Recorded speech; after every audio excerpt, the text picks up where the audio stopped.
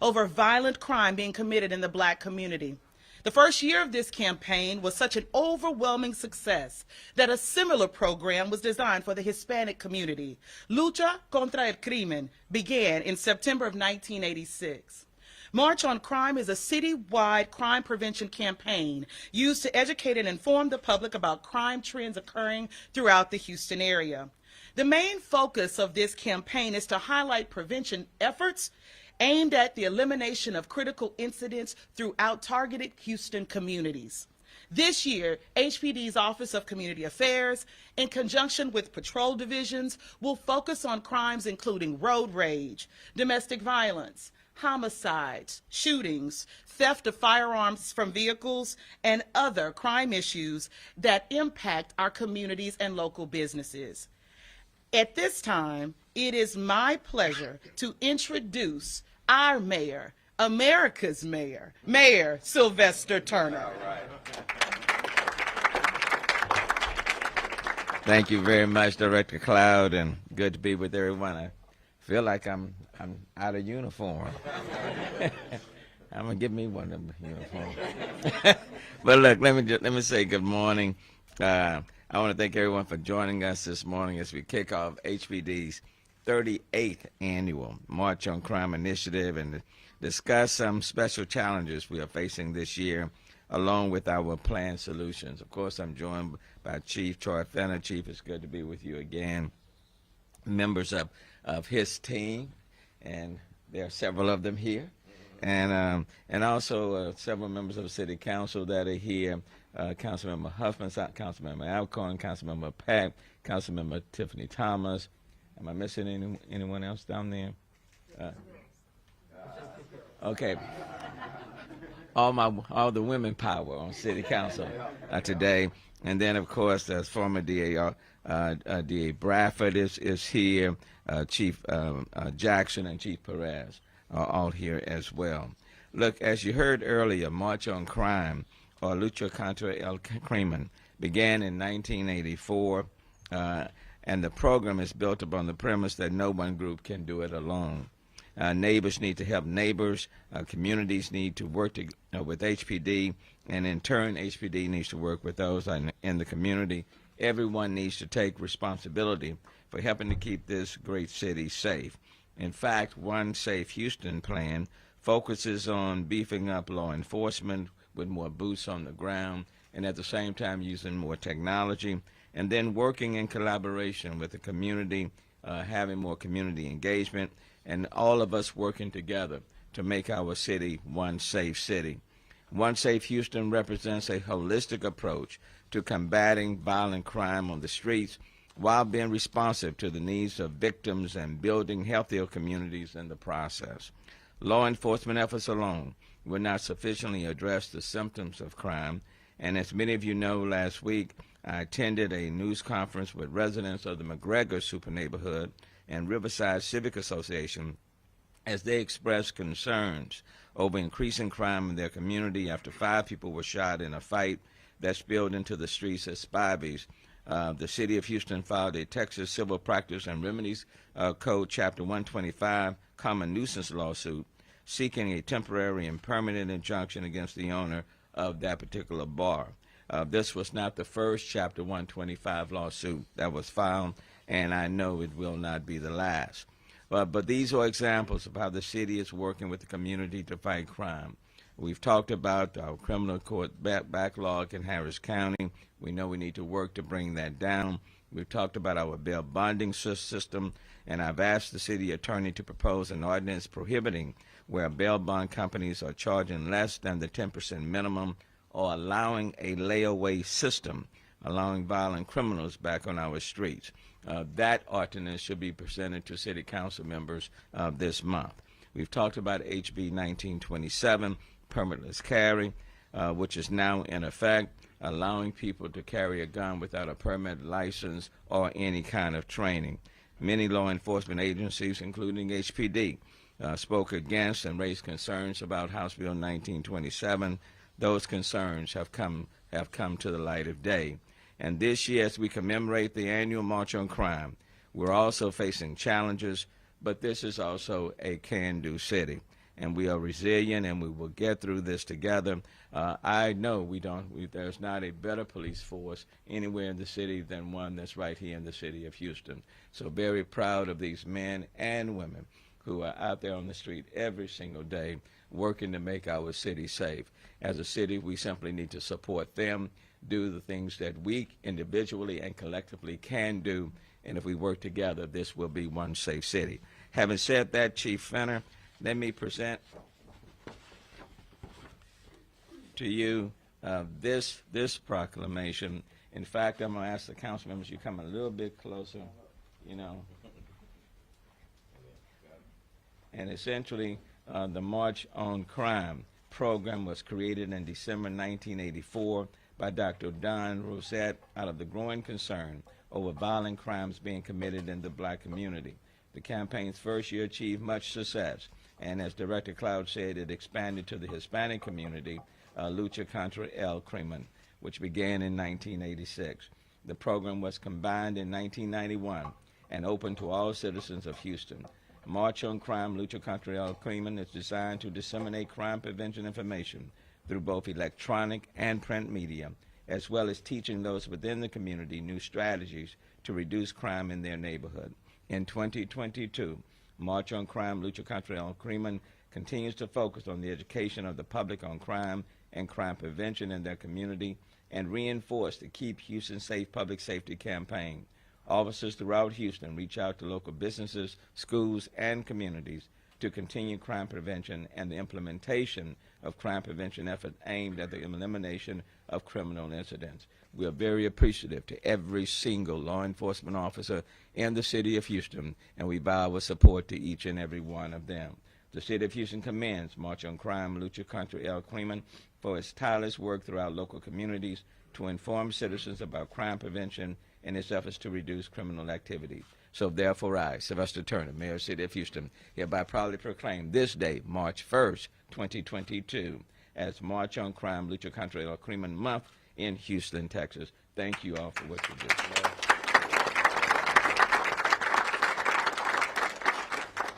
All right. Got it. All right. Thank you. Thank you, Chief.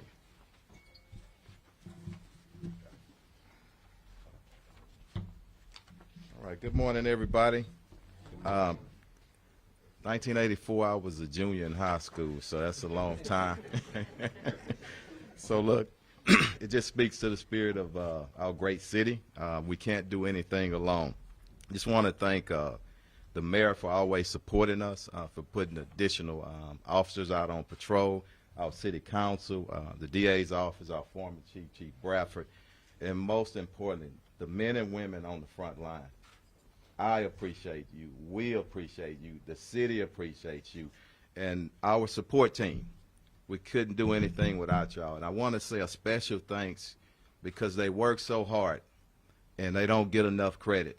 Our Emergency Communications Division, thank you for what you do. They're listening to all this, getting us to calls, over 1 million, 1.2 million, 1.3 million calls a year. I just want to say thank you. So really quickly, we can't do it alone. We want to take it into every neighborhood, all the communities, and make sure that we're working together.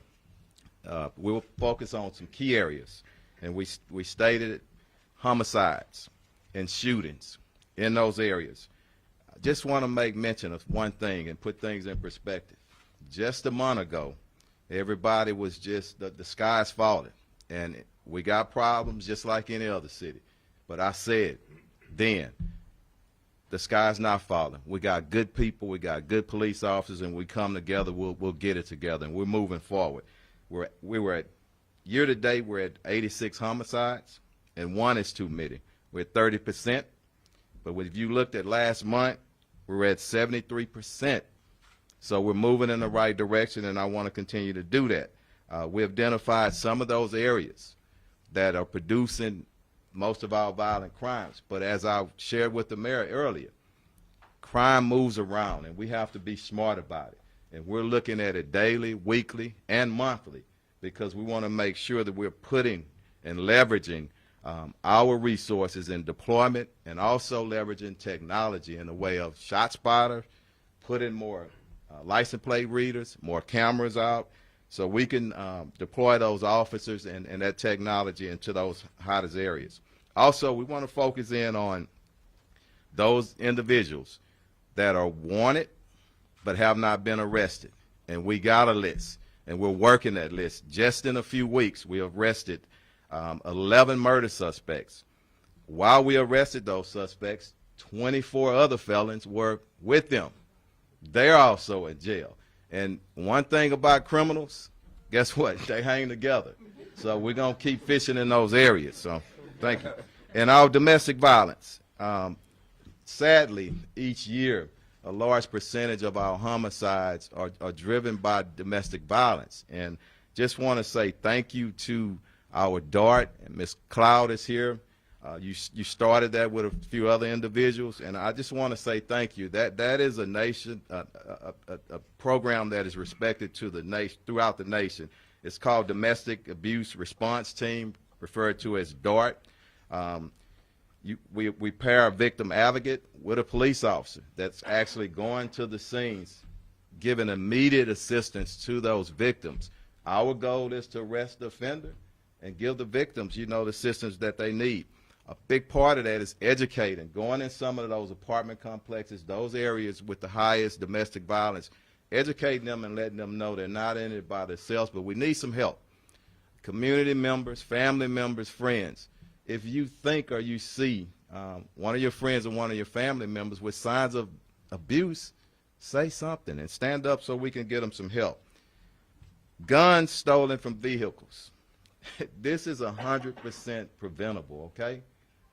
The best thing that we can do, if you're going to leave your gun in a vehicle, invest in a safe. They're not terribly expensive, because the criminals, they're going to look in. If they see something, a bag or something, they're going to break in. That's what they're looking for. Last year, we had over 3,600 guns stolen in our city. Those same guns are used in violent crimes. So we all have to work together on that. I also want to look at the number of guns we seized thus far this year. It's 395 just in the first couple of months. Last year we seized 6,841. So good police work, and we'll continue to do that. Mayor, we also wanted to look at the buyback program that you want us to stand up. We should have that stood up here pretty soon. We're going to be working with our local and our state and federal government to see if we can join together, and sometimes money moves people. So that's what we're going to do. Finally, road rage. It's something that's been in our news, but the fact is the calls for service on road rage, those numbers are going down. Now, I do not want to forget about the victims who have been shot and killed on our roads. We just had a press conference on our little princess, Ashanti Grant. I just want to let the public know. We said it a few weeks ago, and we're going to stand behind it.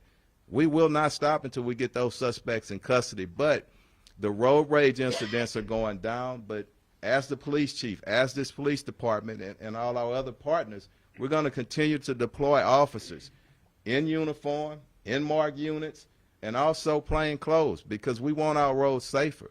Again, citizens, we call to you. Don't become a part of the problem.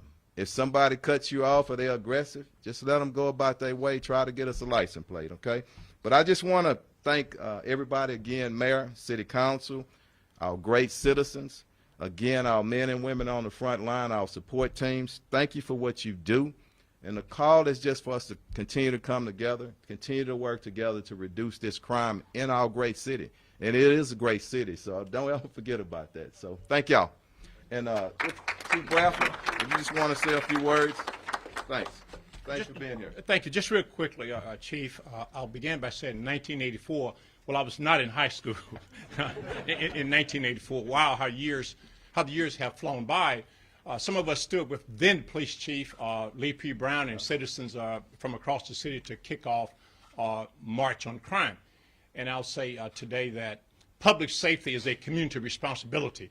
This means that citizens, businesses, faith leaders, police officers, the district attorney, and judges are all intertwined in their roles and play a critical part in keeping our neighborhood safe. And I'm pleased to be joined here today on behalf of District Attorney Kim Mark with Ruben Perez, Bureau Chief Special Crimes, Chief Robert Jackson, Chief Investigator, to say that the District Attorney's Office and DAR, we stand with Mayor Turner, we stand with Chief Fenner, we stand with the Houston Police Department and all law enforcement personnel, citizens and businesses who are fighting against crime in Harris County to do our part. Thank you, Mayor. Thank you, Chief Fenner. Thank you, Chief. Well, let me just say, in 1984, I was in the 2nd grade. Chief Bradford was the police chief, and of course, Mayor Sylvester Turner was then a state representative of the area that I lived in. We both grew up in Acres Homes, and what an honor it is to be standing here now with both of these amazing men who I looked up to as a young girl. All of us now committed to making sure that we make Houston a safer place. Thank you so much, Mayor, for your continued support. The One Safe Houston program, as the mayor and the chief have said, is exactly what we need to help make sure all of our communities are safe. It's not just about making sure that we have more police officers on the street, but it's providing resources that interrupt the cycle of violence and prevent crime. And that's what March on Crime is all about. So thank you so very much, and may God bless the city of Houston. Spanish speaker? Yes, Patty. Assistant Chief Patty Cantu. Buenos días y gracias a todos por estar aquí. Alcalde, gracias otra vez por su liderazgo aquí en la ciudad de Houston, también con el jefe de policía, Chief Fenner. Aquí tenemos 2 personas que nacieron aquí en ese estado que quieren bastante y nosotros estamos bien agradecidos que ellos nos están apoyando a esta ciudad tan linda. Este mes es marzo y este es el mes en la lucha contra el crimen. Nosotros este año siempre estamos juntos, poderosos, pero solamente somos poderosos cuando estemos juntos. Nosotros estamos enfocando en áreas que son parte de la iniciativa del Un Seguro de Houston y en crímenes violentas. En este año, homicidios y los tiroteos, hemos tenido 86 asesinatos este año. Eso es arriba, un poco 36%. Eso es perspectivo. Tiene que contar que el mes pasado estábamos subido con 73%. Nosotros estamos identificando las áreas más violentas y estamos buscando tecnología como el ShotSpotter, que rápidamente cuando hay tiroteos, que nosotros respondemos a esa área para tratar de resolver ese crimen. También estamos siguiendo los ofensores violentos, los que ya tienen cargos, y estamos buscando para arrestarlos inmediatamente.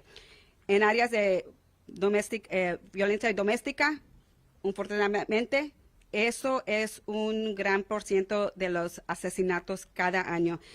Este año solamente hemos respondido a 22,500 por las llamadas. Nuestro querer es para arrestar el que está abusando y a buscar recursos para la persona que está abusado.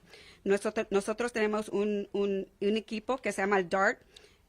Responden en cada instante de los instantes domésticos de abuso. Ellos ayudan a obtener recursos para la persona que necesita. Entonces, también queremos decir de las armas.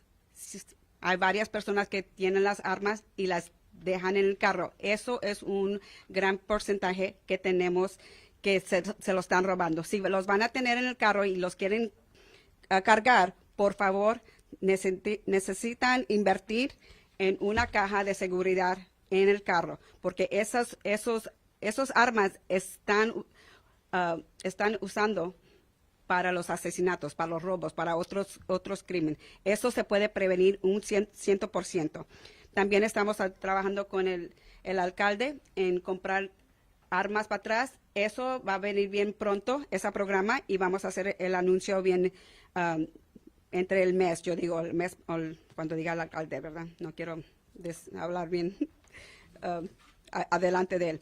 Y finalmente tenemos también el furia al volante. Por favor, esté paciente. Por favor, no se apuren. Si ven las personas que están manejando bien agresivo, por favor, dele la línea, haz lo que sea.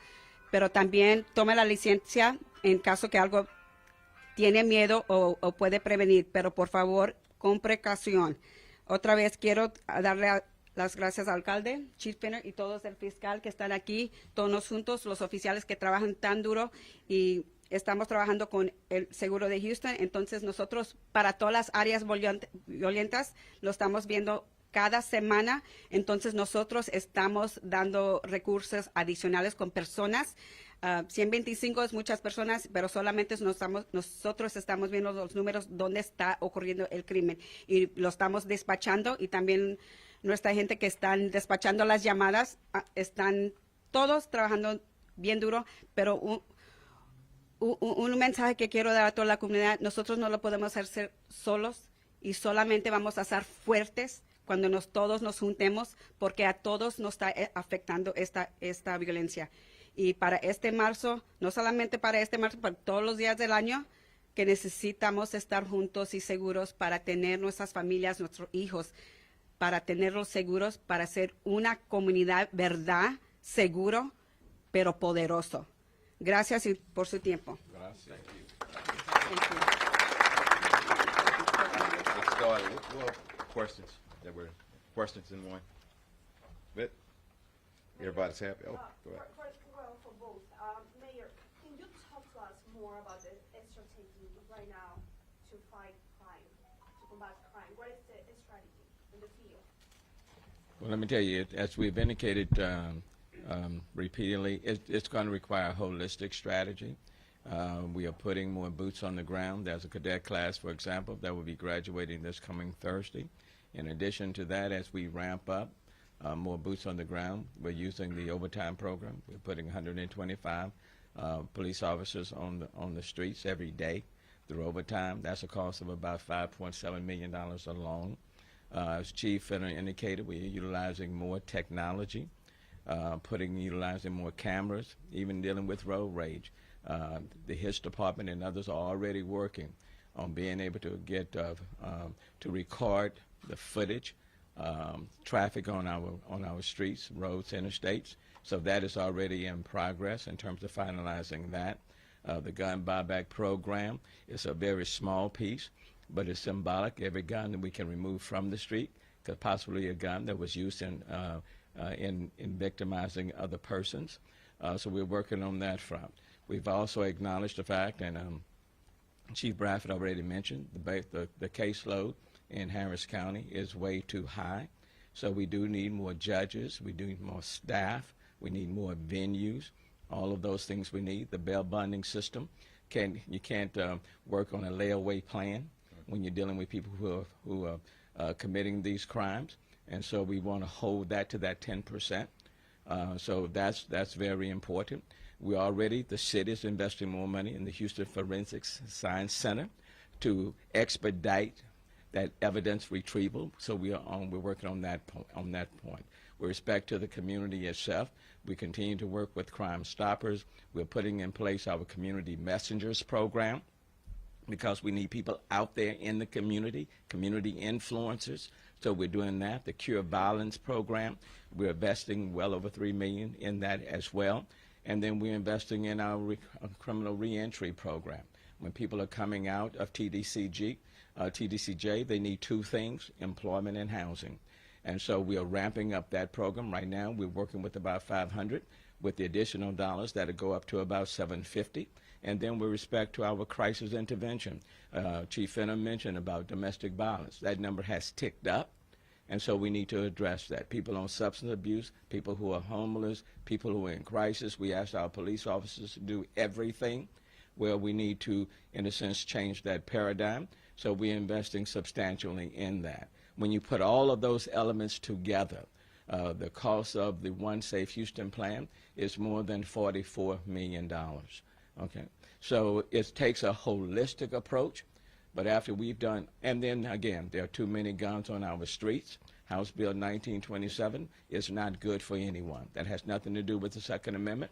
It has everything to do with when there's no license, no permitting, no training, then even good people can utilize guns, but people are victimized if they are not trained on how to use them. So it requires a holistic approach, and then it requires the community itself to participate. People know who's committing these crimes. They got to provide the information. Everybody has a role to play. So it's a holistic approach, comprehensive, and we believe it's going to bear positive fruit as we move through this year. Can you elaborate more in regards of the topic, the bail bonds? Well, with respect to the bail bond system, generally speaking, most people assume that if let's say if someone is out on a $100,000 bond, that the bail bonds will be charging 10% of that amount, not 1%, 2%, or 3%, and certainly not putting people on a layaway sort of system. Because quite frankly, if you put people on a layaway sort of system, then where are they going to get the money to pay the bail bondsman? In many cases, they will commit more crime in order to pay that system. So, look, there's no one piece that's going to solve it. It's a collective effort. So the bail bond people need to step up and be more responsible, okay? At the same time, we do need more judges. We do need more staff. We have to reduce the criminal case backlog, okay? We have to do that. And that's going to require help from the state level all the way down. We all have a role to play. Judges have to be much more sensitive in letting people out 2 and 3 and 4 times. That system doesn't work, so we have to address that. That needs to take place. But we will do our part. I don't control the judges. I don't control that system. But we can do our part here at the city of making sure that all of these police officers and others, that they get everything that they need, number one, to keep themselves safe. Okay, that's number one, because I want them to go home to their families. But we need to do everything we can to support our men and women in blue, to give them what they need, to work to put more boots on the ground, to utilize more technology, and to try to get some of these guns off the street. And for Chief Finner, if you can mention... I don't know what I can add to that, though, but you go ahead. I'm just... Give us more information in regards of the statistics. Is this strategy working? I say it one more time, sorry. Is this strategy working? Well, It's about fighting we crime. hope it's working, and I believe in it. I believe in the men and the women in the uniform, but we're going to continue. Wherever, this is what I want people to understand when you talk and you ask strategy. My strategy is real simple. You follow those criminals where they are, we identify our worst offenders, and we put their butts in jail. However we can legally do it within our policies and procedures. That is my strategy. I am, and we are, an intentional of getting violent criminals off of our streets. Mayor talked about the social services programs that's coming to help us with those low-level, nonviolent people who suffering from mental illness, drug dependency. You got to help those individuals. But I'm not up here talking about that. I'm talking about these violent individuals that's disrupting our city. And I'm telling you, I promise, we're not going to stand by. All of our agencies, the district attorney's office, the U.S. attorneys, all of our federal partners, our local partners, we're going to stand strong, and we're going to get them. So, and that's it. And if I can just add, it's zero tolerance when it comes to crime. Okay, it is important for us to work with all of our law enforcement agencies on the federal, state, and local level, and we'll do that. But it is zero tolerance, and hopefully people will understand that. But if everybody works together and do their part, if the city of Houston, if we do our part, if the county, pleased to see Chief Bradford here, he's quite familiar with the city and now with the county. But if we all work together on that end, then I believe you're going to see some immediate results. I'm sorry. I know that your office brought a lawsuit against Spivey's last week. Going forward, how will residents be able to reach out to your office in terms of reporting problem businesses within their neighborhood? Well, they certainly can reach out, but I would tell you Chief Finner and HPD have been doing an excellent job in providing us with information. The Chapter 125 lawsuit against Spivey was not the first. We filed already, the legal department of 125, chapter 125, against another convenience store on the northeast side of town where there was repeated acts of violence taking place at those premises. And so we'll continue to do that. Basically, what we would like to, there are many businesses who are doing a fine job. Okay, let me draw a distinction between those who are doing a fine job, who are protecting their patrons, those who are visiting, and so I applaud them. But there are some businesses who have gotten very, very lax and who are not stepping up, and they know who's coming to their establishments. Okay, they know that. And so they need to step up or they need to step out, okay? You either step up or you step out. So we're moving forward on that. There will be another ordinance that will be coming to City Council that will require certain businesses to have cameras outwardly facing that will assist law enforcement where there are crimes committed, that they can go back and get that footage. So that proposed ordinance will also be going before City Council in this particular month.